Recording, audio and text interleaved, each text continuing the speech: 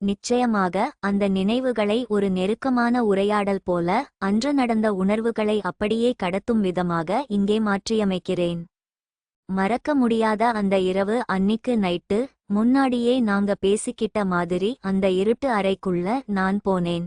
மனசுக்குள்ள ஒரு சின்ன நடுக்கம் இருந்தாலும் ஒருவிதமான எதிர்பார்ப்பு அதிகமா இருந்தது. உள்ள போனதும் மெதுவா என் உடைகளை ஒவ்வொன்னா கழட்டிட்டு, அந்த மங்கலான வெளிச்சத்துல கட்டில்ல தெரிஞ்ச அவரோட உருவத்துக்கு பக்கத்துல போய் படுத்தேன். அவர் என்னை தொட்ட அந்த நிமிஷம் உடம்பு பூரா ஒரு மின்சாரம் பாய்ஞ்ச மாதிரி இருந்தது.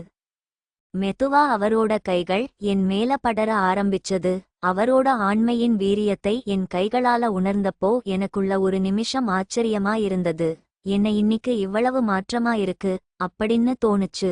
புதுசா ஏதோ ஒரு உத்வேகம் அவர்கிட்ட தெரிஞ்சது. நேத்து போட்டுக்கிட்ட அந்த நிபந்தனை ஞாபகம் வந்ததால நான் எதுவும் பேசாம அந்த உணர்வுகளை மட்டும் அனுபவிக்க ஆரம்பிச்சேன். அவரோட விரல்கள் என் கூந்தல்ல ஆரம்பிச்சு கழுத்து உதடுன்னு மெதுவா பயணிக்க ஆரம்பிச்சப்போ என்னையும் அறியாம நான் அவர்கிட்ட என்னையே ஒப்படைச்சேன். அவரோட ஒவ்வொரு ஸ்பரிசமும் என் உடம்புல ஒரு புதுவிதமான கிளர்ச்சியை உண்டு பண்ணுச்சு. மார்புல இருந்து அடிவயிறு வரைக்கும் அவரோட கைகள் விளையாட ஆரம்பிச்சப்போ எனக்குள்ள இருந்த அந்த தாகம் அதிகமாச்சு. அந்த நெருக்கமும் அவர் கொடுத்த அந்த சின்ன சின்ன சீண்டல்களும் என்னை அப்படியே கிறங்கடிச்சது. ஒரு கட்டத்துல அவர் தன்னோட ஆண்மையால என் மேல உரசி அந்த இதமான சூட்டை எனக்கு உணர்த்தினப்போ என் மனசுக்குள்ள இருந்த அணை உடைஞ்ச மாதிரி இருந்தது. அவர் என்னை தன்னோட அணைப்புல வச்சுக்கிட்டு அந்த இருட்டுல எங்களோட மூச்சுக்காத்து மட்டும் கேக்குற மாதிரி ஒரு சூழலை உருவாக்கினாரு.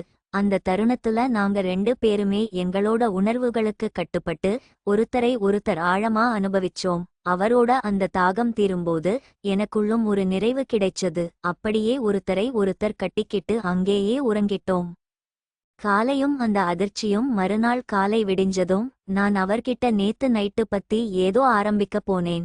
ஆனா அவர் அதப்பத்தி இப்ப பேசாத, அப்புறம் பாத்துக்கலாம்னு சொல்லிட்டு ஒரு முத்தம் கொடுத்துட்டு கிளம்பிட்டாரு. மதியம் எங்க வீட்டு வேலைக்காரி முனியம்மா வந்தா. அவ என்னை தனியா கூப்பிட்டு பேசின விஷயம் என் தலையில இடியே விழுந்த மாதிரி இருந்தது. என்னம்மா, உங்க வீட்டுக்காரர் இப்படி ஆட்டம் போடுறாரு, குடிக்க கூடாதுன்னு நீங்க சொன்னதுனால குடிச்சிட்டு நேரா எங்க வீட்டுக்கு வந்துட்டாரு. அங்க வந்து அவர் பண்ண சில்மிஷம் இருக்கே அப்படின்னு சொல்லி ஒரு குண்டை தூக்கி போட்டா. எனக்கு ஒரு நிமிஷம் ஒண்ணுமே புரியல. அடிப்பாவி, அங்கேயும் போய் உன் புண்டையை காட்டி அவரை மயக்கிட்டியான்னு நான் கோவமா கேட்டேன். அதுக்கு அவ, அச்சச்சோ, அப்படிலாம் இல்லம்மா, அவர் நேத்து நைட்டு வந்த வேகத்துல என்னையும் என் மகளையும் ஒன்னும் புரியாம பண்ணிட்டாரு. இதோ பாருங்க, அவர் எங்க வீட்ல கழட்டி போட்டுட்டு வந்த ஜட்டி இதுதான் ஒரு புது ஜட்டியை காட்டினா. அதை பார்த்ததும் எனக்கு தூக்கிவாரி போட்டுச்சு. ஏன்னா அது அன்னைக்குத்தான் நான் அவருக்கு வாங்கி தந்தது. அப்போ நேத்து ராத்திரி என் கூட இருந்தது யாரு? என் வீட்டுக்காரர் முனியம்மா வீட்டுக்கு போயிட்டாருன்னா அந்த இருட்டுல என் கூட அவ்வளவு நெருக்கமா இருந்தது யாருன்ற கேள்வி என் மண்டையை குடைஞ்சது. உண்மையின் வெளிச்சம் முனியம்மா கிட்ட மேற்கொண்டு என்ன நடந்ததுன்னு கேட்டேன். அவ சொன்ன கதை இன்னும் ஆச்சரியமா இருந்தது. கரண்ட் போன நேரத்துல அவளோட பொண்ணு அங்க படுத்திருந்திருக்கா. இவரு குடி போதையில அவளை தன்னோட பொண்டாட்டின்னு நினைச்சோ இல்ல வேற ஏதோ வேகத்திலையோ அவ கூட நெருக்கமாயிட்டாராம். அவளும் ஒன்னும் தெரியாத மாதிரி அதையெல்லாம் அனுபவிச்சிருக்கா. இப்ப எனக்கு விஷயம் மெதுவா புரிய ஆரம்பிச்சது.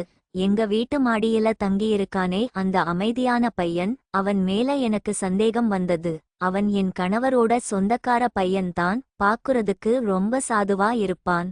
ஆனா அன்னைக்கு நைட்டு அந்த இருட்டை பயன்படுத்தி அவன்தான் என் ரூமுக்குள்ள வந்திருக்கான்னு எனக்கு உறுதியா தெரிஞ்சது. எனக்கு அவன் மேல கோபம் வர்றதுக்கு பதிலா ஒருவிதமான ஆசைதான் அதிகமாச்சு. அவன் அந்த ஒரு ராத்திரியில எனக்கு கொடுத்த அந்த தவிப்பு என்னை அவனை தேடி போக தூண்டுச்சு. அன்னைக்கு நைட்டே அவனை மடக்கணும்னு முடிவு பண்ணேன். என் கணவர் வழக்கம் போல சீக்கிரமே தூங்கிட்டாரு. நான் மெதுவா மாடிக்கு அவனோட ரூமுக்கு போனேன். அங்க அவன் டிவியில எங்களோட பெட்ரூம் காட்சிகளை பார்த்துட்டு இருந்தான். அப்பதான் தெரிஞ்சது, அவன் எங்க ரூம்ல ரகசிய கேமரா வச்சு எல்லாத்தையும் கவனிச்சிருக்கான்னு. அவன் பண்ண அந்த தில்லுமுள்ளு எனக்கு பிடிச்சிருந்தது.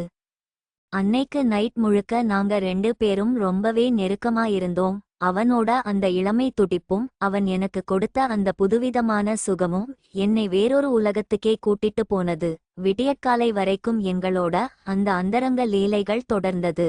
யாருக்கும் தெரியாம ஆரம்பிச்ச அந்த ரகசிய உறவு இன்னிக்கும் ஒரு இனிமையான நினைவா என் மனசுல அப்படியே இருக்கு.